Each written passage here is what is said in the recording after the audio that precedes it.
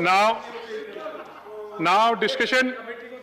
Now discussion on working on the Ministry of Jal Shakti. Shri Digvijaya Singh ji. जी sir. बोल चुके हैं। माननीय सभापति महोदय,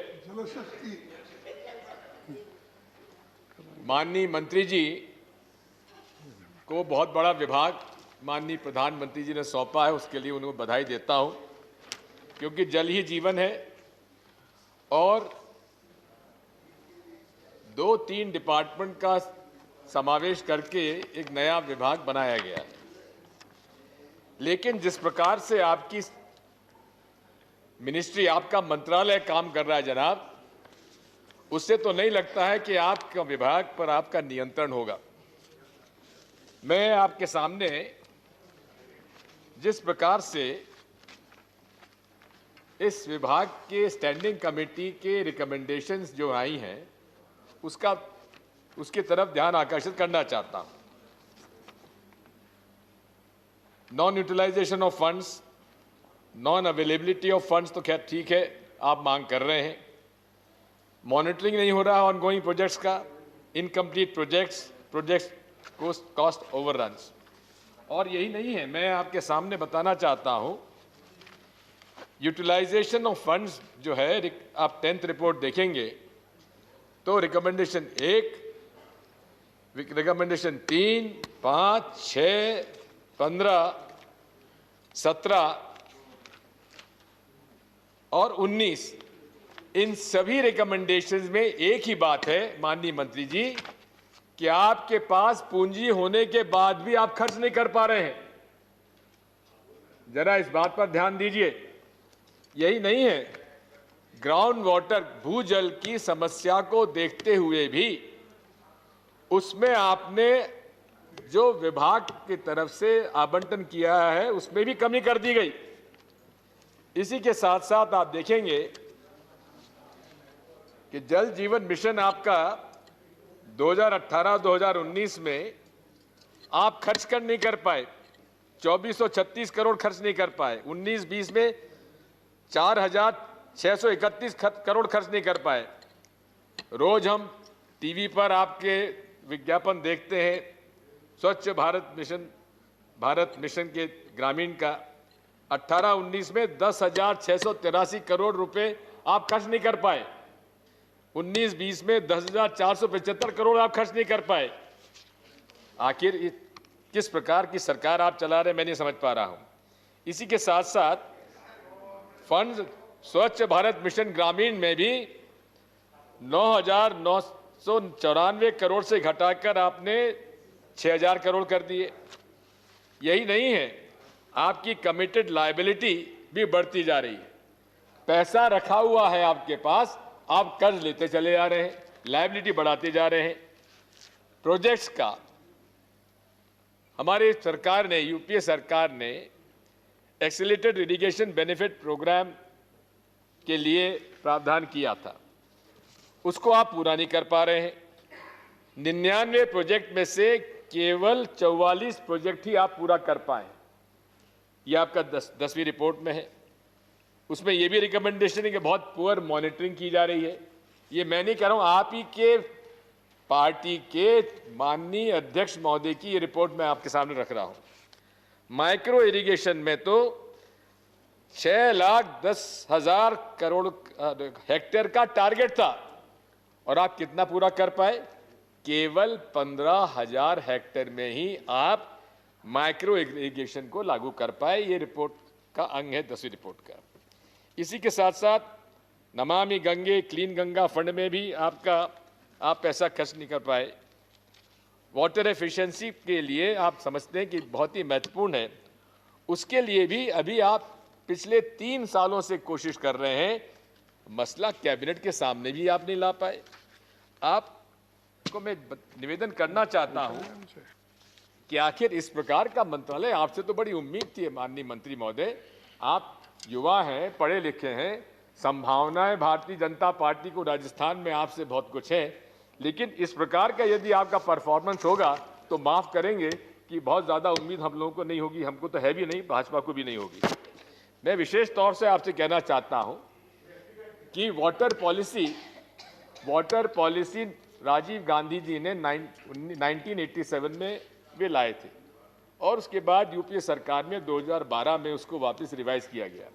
आवश्यकता इस बात की है कि नई परिस्थितियों में माननीय मंत्री जी आपको वाटर पॉलिसी को फिर से चर्चा करानी चाहिए और उसके आधार पर अपनी नई पॉलिसी बनाना चाहिए। आवश्यकता है, पेयजल की आवश्यकता है। आपने यदि आप देखेंगे तो इसमें सबसे पहले तो पेयजल की पानी पर अधिकार किसका होना चाहिए। सबसे पहला है पेयजल का, उसके बाद कृषि का, फिर बिजली हाइड्रो पावर का, इकोलॉजी, एग्रो इंडस्ट्रीज, नेविगेशन वगैरह बाद में। मैं इस बात के लिए बधाई देता हूं कि सबके घर तक नल पहुंचाने के लिए आपने संकल्प लिया 2024 तक, आपको बधाई। लेकिन जिस प्रकार से आपका मंत्रालय काम कर रहा है, मुझे नहीं लगता कि आप 60,000 करोड़ का जो बजट आपको मिला है आप खर्च कर पाएंगे, और वो तब भी आप खर्च कर पाएंगे जबकि आपके पास शेल्फ ऑफ प्रोजेक्ट्स हो। क्या आपके पास शेल्फ ऑफ प्रोजेक्ट्स हैं? राज्यों के पास इस प्रकार के शेल्फ ऑफ प्रोजेक्ट्स हैं? आपका जो नल जल योजना है उसमें भी मेरी आपसे ये प्रार्थना है कि इसमें भी आपको प्राथमिकता तय करनी चाहिए, और सबसे पहले प्राथमिकता होनी चाहिए गरीबों के प्रति और अनुसूचित जाति जनजाति के परिवारों के प्रति। स्लम एरियाज में, विशेषकर जो शहरों के मेट्रो एरियाज के स्लम एरियाज हैं, वहां पानी केवल टैंकरों के माध्यम से दिया जा रहा है, और उसमें भी जिस तरह सब जगह माफिया, यहां टैंकरों का माफिया भी चलता है। यदि हमारे भोपाल शहर का भी आपको कह दूं, नल जल में जानबूझकर कमी की जाती है ताकि टैंकर माफिया काम करता रहे। और उसमें भी मेरा आपसे अनुरोध यह है कि जिस रेट से पानी मिल रहा है, बड़े लोगों को सस्ते में पानी मिलता है, लेकिन टैंकर की कीमत जो टैंकर से लेते हैं उसमें कहीं ज़्यादा उसमें खर्च करना पड़ता है। आपने नल जल योजना के लिए प्रावधान तो कर लिया, लेकिन पानी आएगा आपको या तो सरफेस वाटर से या आपको आएगा भूजल से। भूजल की हालात आप देख रहे हैं कि नीति ने आपके, जिसको प्लानिंग कमीशन से आपने नीति परिवर्तित कर दिया, उनकी रिपोर्ट है कि 2020 मतलब पिछले साल तक पूरे दिल्ली में पता नहीं कहां से ये रिपोर्ट उनके पास आई कि भूजल समाप्त हो जाएगा। अब ये रिपोर्ट भी रिकॉर्ड पर है, इसमें रणनीति क्या है? मेरी आपसे प्रार्थना है कि भूजल वाकई में एक प्रमुख समस्या आज इस देश में है, क्योंकि हमारे भारत में अधिकांश जो इरिगेशन हो रहा है वो सरफेस इरिगेशन नहीं होके अपना लिफ्ट इरिगेशन हो रहा है। इसके लिए मेरी आपसे प्रार्थना है, मैं कई दिनों से इस बात के लिए कह रहा हूं, जब मैं मुख्यमंत्री था तब भी इस बात को कहता था कि केंद्र सरकार को सब सॉइल एक्विफर्स का डिटेल्ड सर्वे करवाना चाहिए। हमारे अंडरग्राउंड अनेक बड़े बड़े कैविटीज़ हैं, बड़े बड़े एक्विफर्स हैं, कई ऐसे इलाके हैं जहां की अगर जो सरफेस रन ऑफ है, आज हालात ये है कि लगभग 60% से ज़्यादा पानी जो हमें वर्षा से आता है वो सब समुद्र में बह के चला जाता है, क्योंकि एक तरफ जहां वनों का क्षरण हो रहा है और वहीं उसी तरह से हम लोग उसका रेन वाटर हार्वेस्टिंग नहीं कर पा रहे हैं। इसलिए मेरी आपसे प्रार्थना है कि इसको टॉप प्रायोरिटी पे लेना चाहिए और विशेष तौर पर आप ग्राउंड वाटर पर ध्यान देने की आवश्यकता है। मैं आपसे अनुरोध करना चाहता हूं कि किसी भी हमारे जल पर आप चर्चा करेंगे, it has to be an integrated approach, और इस पे विशेष तौर पर हमें देखना पड़ेगा कि जहां पानी गिरता है वहां से उसको from the ridge to the valley concept से ही आपको मेजर रिवर बेसिन्स हैं वो, और उसके अलावा भी आपको माइक्रो प्रोजेक्ट्स भी तैयार करना चाहिए। मुझे इस बात की प्रसन्नता है कि देर से आए दुरुस्त आए, प्रधानमंत्री जी ने अब catch the water where it falls का कंसेप्ट वो लाने का उन्होंने घोषणा की है, अभी किया कुछ नहीं है। ये काम जो उन्होंने अभी बता रहे हैं वो मैं सन 94 में मध्य प्रदेश में पानी रोको अभियान के माध्यम से करा चुका था। और उससे इतना फर्क पड़ा था कि काफ़ी कुछ उसमें हम लोगों के यहाँ वाटर डिप्लीशन अन्य प्रांतों के अलावा हमारे यहाँ काफ़ी कम हुआ था। Conjunctive use of ground water व सरफेस वाटर ही स्ट्रैटेजी हमारे को लाना चाहिए। इंटीग्रेटेड वाटरशेड मैनेजमेंट में मेरी आपसे ये प्रार्थना है कि थोड़ा बहुत आप देखिए, सौराष्ट्र के मिस्टर अंताला जी थे जिन्होंने कि फॉरेस्ट जो हमारे जो रन ऑफ था, जो कच्छ में जो पानी की दिक्कत हुई, उन्होंने सरप्लस वाटर को डाइवर्ट करके कुओं में और ट्यूबवेल में डालकर वहाँ वाटर रिचार्ज किया। उसको उनको हम लोगों ने आमंत्रित भी किया था और मध्य प्रदेश में काफ़ी कुछ इन्होंने काम भी किया था। इसी प्रकार अन्ना हजारे ने वाटरशेड मैनेजमेंट में अच्छा काम किया है। राजेंद्र सिंह जी ने, जिनको वाटरमैन कहा जाता है, काफ़ी जो नदियाँ नाले सूख गए थे उनको भी बड़ी आसानी से रिवाइव किया जा सकता है। इस बारे में आपको वाटरशेड मैनेजमेंट पर पूरी तरह से ध्यान देने की आवश्यकता है। वाटर हार्वेस्टिंग का काम आपके राजस्थान में होता आया है, आज से नहीं आ रहा, हजारों सालों से होता आया है। और वहाँ वाटर हार्वेस्टिंग की अलग अलग टेक्निक्स हैं, बड़ी आसानी के साथ, कोई रॉकेट साइंस नहीं है, ये एज ओल्ड प्रैक्टिसेस है, इनको ही आप अडॉप्ट कर लेंगे तो बड़ी आसानी के इसके साथ काम किया जा सकता है। हम लोगों ने मध्य प्रदेश में जितने बिल्डिंग लॉज थे उसमें मैंडेटरी कर दिया था, कोई भी बिल्डिंग बनाएगा उसमें वाटर हार्वेस्टिंग के लिए बाध्यता होगी, लेकिन इंप्लीमेंट नहीं हो रहा है। कानून बन जाता है लेकिन उसका नियम नहीं बन पाते हैं। हम लोगों ने नियम भी बना दिए थे। मेरी आपसे प्रार्थना है, इसको आप सारे देश के जो लोकल बॉडीज के मंत्री लोग हैं उनकी बैठक बुलाइए और इसको मैंडेटरी कर दीजिए कि वाटर हार्वेस्टिंग जब तक आप नहीं करेंगे तब तक आपको बिल्डिंग परमिशन नहीं दी जाएगी। इसी के साथ साथ जो वेस्टेज होता है पानी का, उस पर भी ध्यान देने की आवश्यकता है। रिसाइकलिंग ऑफ वाटर, जिनीवा में और लियोन्स में जो सीवेज वाटर होता है उसको 7 बार रिसाइकल करके पानी के लिए, पीने के पानी के लिए तैयार किया जा सकता है। पानी की समस्या वाकई में आने वाले दिनों में गंभीर होती जाएगी, इस पर आपको ध्यान देने की आवश्यकता है। टेक्नोलॉजी आज आसानी से ले सकते हैं, बड़ी आसानी इसको प्रैक्टिस इसको इम्प्लीमेंट किया जा सकता है, लेकिन इसमें पॉलिटिकल विल की जरूरत है। मैं आपसे अनुरोध ये भी करूंगा कि हर वर्ष ग्राउंड वाटर लेवल्स का हर जगह का असेसमेंट आपको करना चाहिए। किस इलाके में, हालांकि इसमें ग्रे एरियाज हैं, ब्लैक एरियाज बनाए गए हैं, कुछ नियम और कानून बनाना चाहते हैं, लेकिन इसको ग्राउंड वाटर को आप रिचार्ज करते रहिए। अब मटके का पानी जो हजारों साल से नीचे भूजल में इकट्ठा है, निकालते चलिए, निकालते जाइए, अगर आप उसमें डालेंगे नहीं तो चलेगा कैसे काम। इसलिए recharging of ground water should be your priority. मैं इसी के साथ साथ ये भी अनुरोध करना चाहता हूँ कि हमारा देश भी अद्भुत है। एक तरफ जहाँ बाढ़ आती रहती है वहीं ड्राउट रहता है। आज इस बात की आवश्यकता है कि सही वाटर मैनेजमेंट प्रैक्टिसेस यदि आप लागू करेंगे, सही नीतियां बनाएंगे, तो उस पर आवश्यकता अनुसार आप उसमें काम किया जा सकता है। मेरा आपसे अनुरोध ये है कि बहुत बड़े पैमाने पर हम देखते हैं हर साल जो हिमालयन रिवर्स हैं, गंडक और कोसी में हर साल बाढ़ आते हैं। आरपी सिंह जी यहाँ विराजे हुए हैं जी। गंडक और कोसी में जो बाढ़ आती है उसमें विशेष तौर पर ब्रह्मपुत्रा पर वो बाढ़ आती है। क्या हम लोग उनके कैचमेंट एरिया में, हालांकि इंटरनेशनल बात आती है, नेपाल, चाइना और भूटान से इस बारे में चर्चा करना चाहिए। हालांकि भूटान ने पावर जनरेशन में काफ़ी कुछ अच्छा काम किया है, नेपाल के साथ भी बैठ के करना चाहिए। चीन के हमारे संबंध ठीक नहीं हो सकते हैं किन्हीं कारणों से, लेकिन फिर भी वाटर यूटिलाइजेशन के बारे में उनसे चर्चा करने की आवश्यकता है। बड़ी डिबेट चलती है माननीय बड़े प्रोजेक्ट और छोटे प्रोजेक्ट्स के मामले में। मैं इसको इतना ही कहना चाहता हूं कि इंटीग्रेटेड अप्रोच की आज आवश्यकता होती है। बड़े प्रोजेक्ट्स में हमेशा शिकायत इस बात की होती है कि साहब रिहेबिलिटेशन और रीसेटलमेंट के लिए दिक्कत आती है।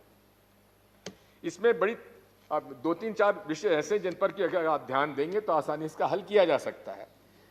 प्रॉपर एडवांस प्लानिंग होना चाहिए, पर्याप्त मात्रा में राशि उपलब्ध कराना चाहिए और विशेषकर लोगों के रोजगार के लिए और उनकी खेती के बदले खेत की जमीन उपलब्ध कराने के लिए आपको योजना बनाना चाहिए।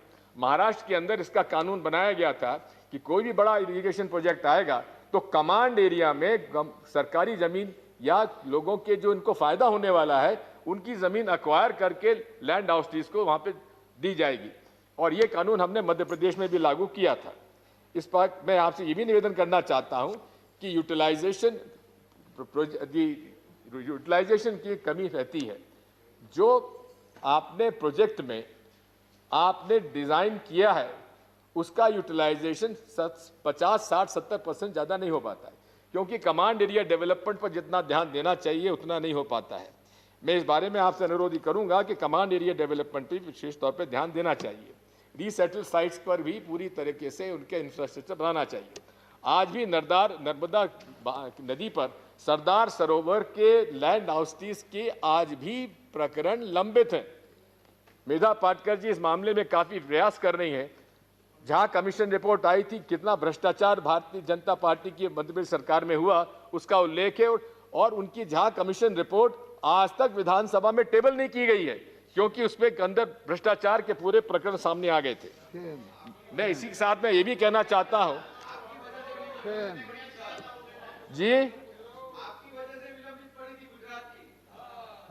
ये आपको बता दूं श्रीमान, केशव भाई पटेल जैसे सज्जन आदमी के साथ मेरा समझौता हुआ था और उनके साथ समझौता होने के बाद ही सरदार सरोवर बांध बना था, उसके पहले नहीं बनने दिया था मैंने। मैं अनुरोध करना चाहता हूं कि हर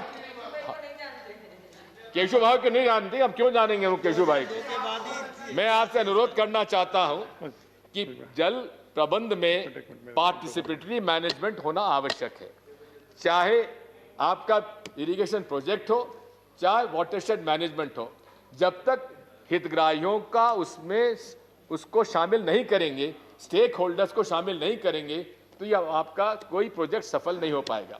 मैं आपसे अनुरोध करना चाहता हूं कि वाटरशेड मैनेजमेंट में हमारा झाबुआ के वाटरशेड मैनेजमेंट जो हुआ था वाटरशेड का, उसकी तारीफ पूरे हर लेवल पर हुई थी, इंटरनेशनल लेवल पर उसकी तारीफ हुई थी। उसमें कोई रॉकेट साइंस नहीं था। हम लोगों ने कह दिया था कि कोई अधिकारी कर्मचारी इसमें कोई हस्तक्षेप नहीं करेगा। पूरे तरीके से जो बेनिफिशियरीज हैं वही अपना गांव में बैठकर तय करेंगे। रिच टू वैली कंसेप्ट में कहाँ चराई बंद होगी, कहाँ कटाई बंद होगी, कहाँ पे पानी बंद रुकेगा, कहाँ का ड्रेनेज होगा, कहाँ तालाब बनेगा, और उसके बड़े सफलता से जहाँ जहाँ मेरा ये अनुभव रहा है कि जहाँ हमने अधिकारियों कर्मचारियों को सौंपा वहाँ भ्रष्टाचार हुआ, लेकिन जहां हमने स्टेक होल्डर्स को उसमें शामिल किया बेहद अच्छे नतीजे आए। गुजरात के मुख्यमंत्री आए थे झाबुआ। जी हाँ, गुजरात के मुख्यमंत्री भी झाबुआ आए थे जांच करने के लिए, उस समय हमारी सफलता को देखने के लिए। हालांकि इस बात को वो मानेंगे नहीं। आज मैं अनुरोध करना चाहता हूं कि सिंचाई पंचायतें बनाने की आवश्यकता है। सिंचाई पंचायतों को कानून हमने बनाया था, लेकिन उस कानून का पालन नहीं हो रहा है। उसी के लिए ऑपरेशन मेंटेनेंस के लिए भी उसके चार्ज जो होता है वो सिंचाई पंचायतों को दिया जाना चाहिए। मैं आपसे अनुरोध करना चाहता हूं कि सारी बातों पर डिस्कशन के लिए किस तरह से वाटर यूटिलाइजेशन परसेंटेज बड़े मेजर प्रोजेक्ट्स में, मीडियम प्रोजेक्ट्स में, स्मॉल प्रोजेक्ट्स में हो, potential created and potential utilize, ये जो गैप है इस पर विशेष तौर पर ध्यान देने की आवश्यकता है। Field channels down to the last field, और इसमें लाइनिंग की आवश्यकता होती है। मैं आपसे इतना भी अनुरोध करना चाहता हूं कि जंगल का जो शरण हो रहा है वो बहुत बड़ा कारण है इस देश में जल समस्या आज जो हमारे सामने आ गई है। जो आपने अभी देखा, जिस तरह से ग्लेशियर से वाटर से पानी से वक्त हमारे उत्तराखंड में परेशानी हुई। आवश्यकता इस बात की है कि हमें इसे पूरे जो प्रकृति ने हमें जो कुछ दिया है उसका पूरे तरह से दोहन सही तरीके से होना चाहिए। महात्मा गांधी जी ने ठीक कहा था, there is enough for everyone's need but not enough for everyone's greed. तो उस ग्रीड से आगे हटकर हमने काम करने की आवश्यकता है, और वो तभी संभव है जबकि हम इन टोटलिटी इस बात को देखेंगे कि जहां से पानी गिरता है वहां जंगल ना कटे, और बड़े बड़े प्रोजेक्ट्स में जो कैचमेंट एरिया है उसको कैचमेंट एरिया ट्रीटमेंट के लिए विशेष तौर पर ध्यान देने की आवश्यकता है।